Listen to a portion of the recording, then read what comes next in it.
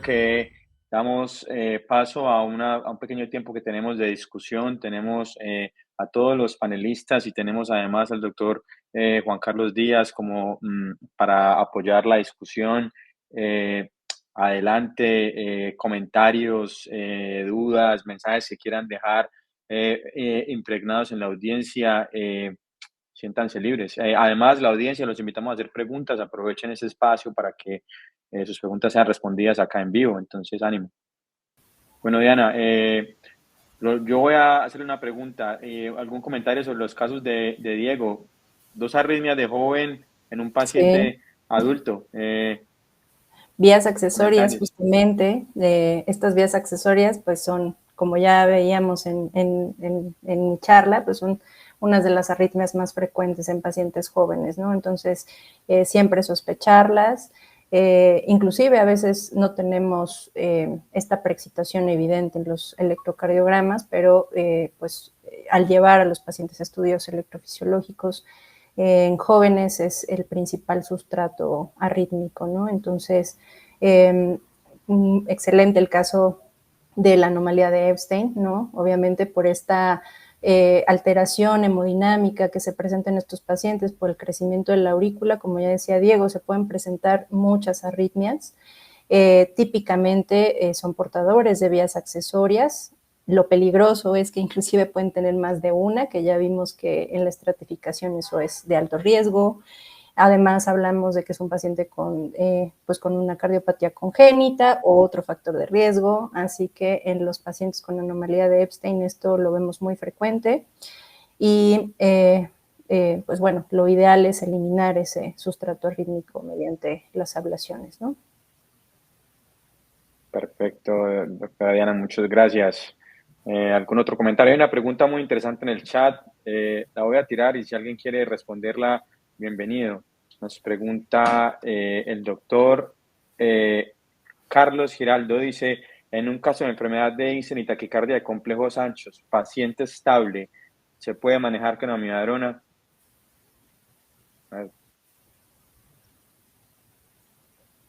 De poder manejarse se puede hacer, pero obviamente primero si podemos intentar el remitir ese sustrato o bueno, esa taquicardia mediante algún otro fármaco sería lo ideal, ¿no? Entonces quizá primero iniciar con adenosina y en caso, pues sí, de que vemos que no hay remisión de esa taquicardia, pues entonces considerar ya quizá otros antiarrítmicos como la miodarona, ¿no? Y si está como un poquito irregular. Sí, yo creo que más que aquí o sea, el tratamiento con amiodarona en una taquicardia de QRS ancho estable, se puede, pero esto no es electrofisiología, estos son algoritmos de ACLS, ¿no? Que es también importante recalcar que entramos directo, ¿no? A taquicardias, ¿no? Una taquiarritmia, a aplicarlos.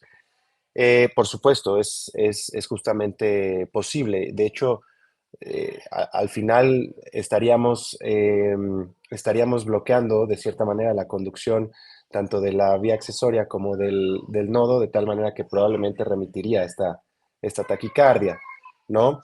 Eh, Sería más que otra cosa.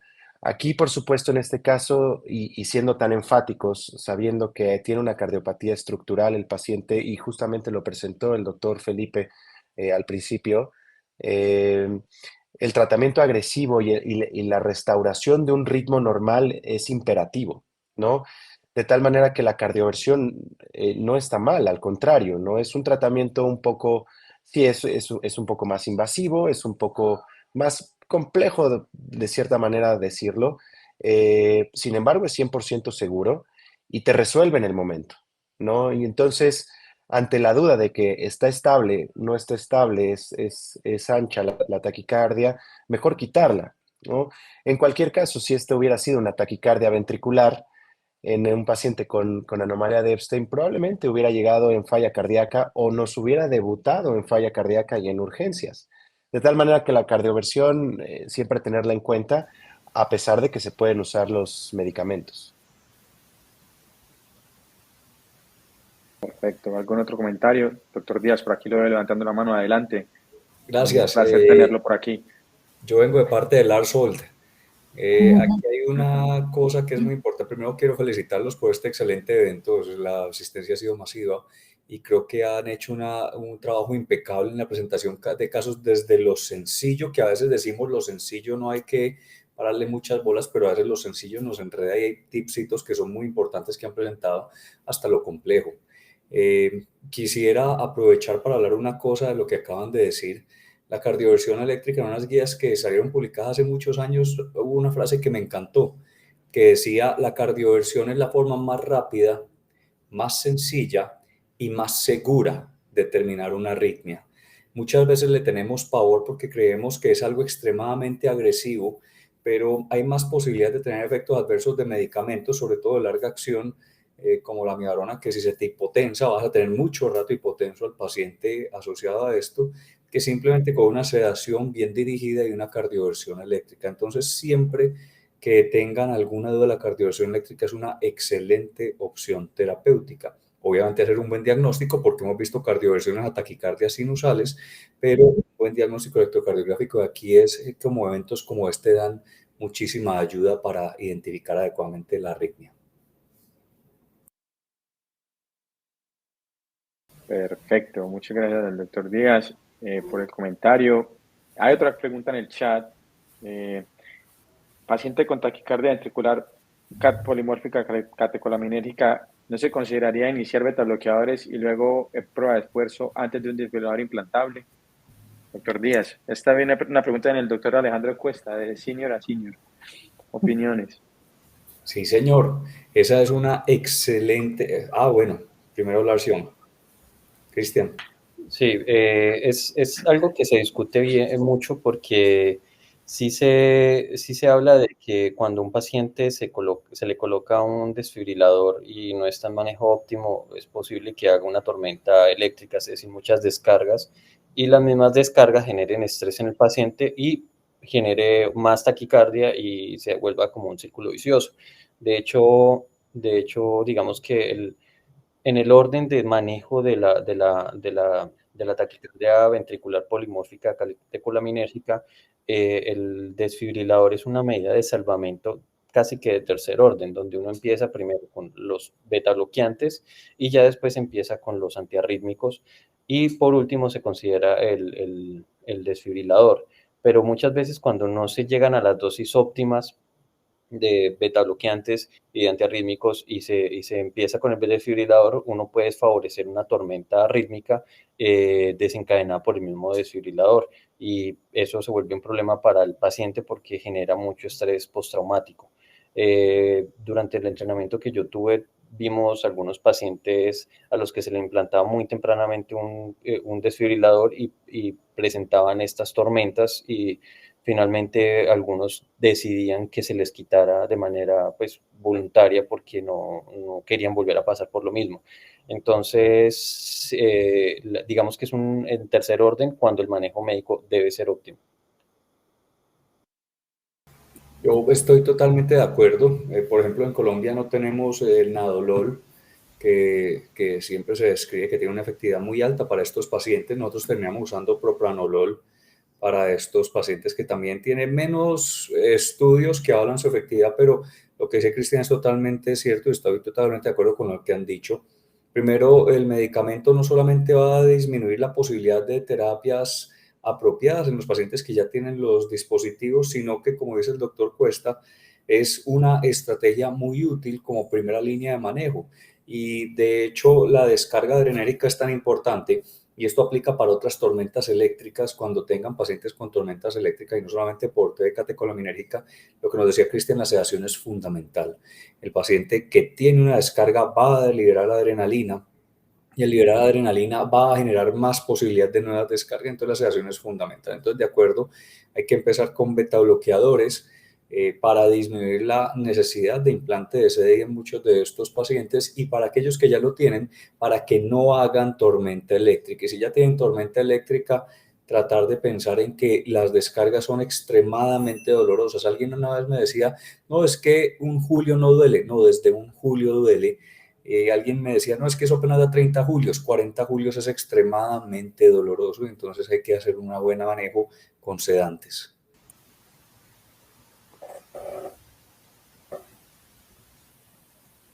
Perfecto, muy bien. Bueno, creo que estamos a punto para terminar. Creo que para cerrar, los invitaría a hacer una ronda de mensajes finales. Arranquemos desde el doctor Díaz y vamos pasando por cada uno de los ponentes. Doctor Díaz, un mensaje final para las personas que todavía están en línea y nos acompañan. No, primero que todo agradecerle a ustedes por esta excelente iniciativa. La electrocardiografía es una de las cosas que yo creo que muchas veces nos enseñan mal en la universidad y se vuelve tan complejo que todos le tenemos pánico. E iniciativas como esta en la que se trata de poner de una manera sencilla es extremadamente fundamental. Para mí la electrocardiografía no es de aprenderse conceptos y criterios de memoria, sino más bien de identificar patrones, porque esto es algo netamente visual y una vez yo identifico un patrón puedo empezar a buscarlo y aprendo más rápidamente y entro a corroborar. Entonces les agradezco muchísimo la invitación y los felicito por esta excelente iniciativa. Perfecto. Bueno, doctor Diego, gracias, doctor Díaz, muy amable. Muchas gracias por acompañarnos de verdad en la actividad. Muy bien, muchas gracias. Sí, lo mismo, reforzando justamente el uso del electrocardiograma, ¿no? El electrocardiograma en taquicardia, el electrocardiograma en ritmo sinusal y el contexto del paciente, ¿no? Siempre va a modificar mucho esta situación. Sí, sin duda, cuando nos presentan los casos, a veces es complejo tenerlos, pero siempre intentar tomarlos, ¿no? El electrocardiograma es, como decimos acá, es nuestro caballo de batalla. Siempre lo vamos a pedir, siempre lo vamos a analizar y listo, ¿no? También agradecer, por supuesto, la invitación y felicitar a mis compañeros ponentes por los excelentes casos y bueno, estamos a sus órdenes. Cristian. Como ya lo mencionaba el doctor Díaz y Diego, el electrocardiograma es una herramienta diagnóstica muy útil, así como dentro del entrenamiento al principio nos abruma un hemograma, luego ya lo interpretamos rápidamente, el electrocardiograma se vuelve igual. Es aprender a no entender que hay unas fórmulas y que tal cosa se ve así, sino que es entender el fenómeno que está mostrando el trazo y mirarlo con cuidado. En esos detalles muchas veces uno se siente abrumado al inicio, pero de ver y ver y ver y ver electrocardiogramas se va cogiendo cierta experticia y con eso se va ganando mucho criterio para poder interpretarlo correctamente. Ahora, con respecto al futuro, es importante no dejar de leer el electro y no dejar de entenderlo. Y aquí viene este comentario. Recientemente se están publicando artículos y reseñas de que la inteligencia artificial puede ser muy efectiva, incluso más que un médico, en leer los electrocardiogramas y poder dar diagnósticos más acertados, pero hay que tener en cuenta que la inteligencia artificial se lleva aplicando en el electrocardiograma desde que se automatizó. Esos diagnósticos automáticos y las lecturas de los intervalos, eso es inteligencia artificial aplicada en una máquina y que puede darnos información, pero como ya nos ha pasado muchas veces, se equivocan. Entonces, es simplemente una guía para nosotros después correlacionarlo con el contexto clínico del paciente, con todo el entorno del paciente para poder tomar una decisión clínica, porque finalmente los médicos somos nosotros y los que tenemos que tomar una decisión somos nosotros y no podemos delegar todo en un algoritmo o en una inteligencia artificial. Entonces es muy importante tener ese criterio. Diana. De acuerdo, además es el estudio más económico que podemos tener. Sí, siempre correlacionando el contexto clínico. Antes de pedir algún otro estudio de imagen, algún ecocardiograma, alguna otra cosa, el estudio de base y el estudio de inicio siempre será el electrocardiograma.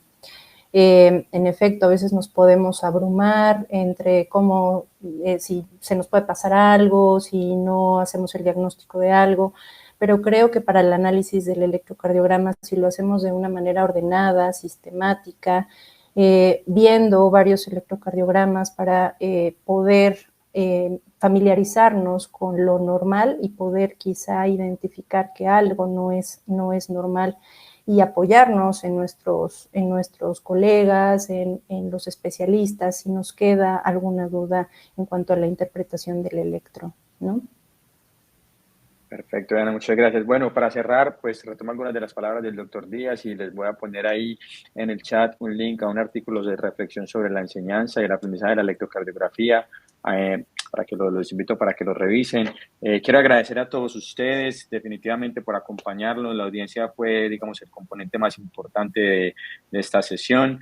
Agradezco a los panelistas por sus excelentes charlas y presentaciones, por el esfuerzo de recoger los casos para compartirlos con nosotros y definitivamente recordarles que como el título de esta presentación es una gala, esto es una gala de electrocardiografía y eso fue lo que vivimos esta noche y lo mejor es que esta gala se va a seguir repitiendo.